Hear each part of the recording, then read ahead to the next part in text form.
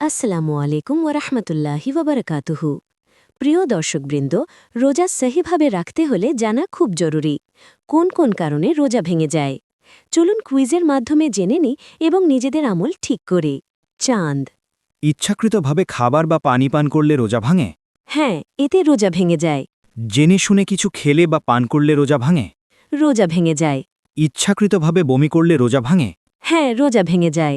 বমি নিজে নিজে হলে রোজা ভাঙে? না, রোজা ভাঙে না। ধূমপান করলে রোজা ভাঙে?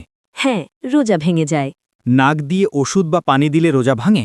হ্যাঁ, রোজা ভেঙে যায়। কান দিয়ে ওষুধ দিলে রোজা ভাঙে? হ্যাঁ, রোজা ভেঙে যায়।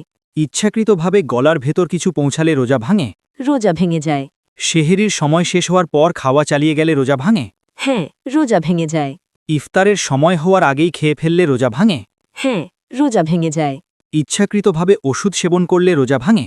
রোজা ভেঙে যায়। ভুলে খাওয়া দাওয়া করলে রোজা ভাঙে? না, রোজা ভাঙে না।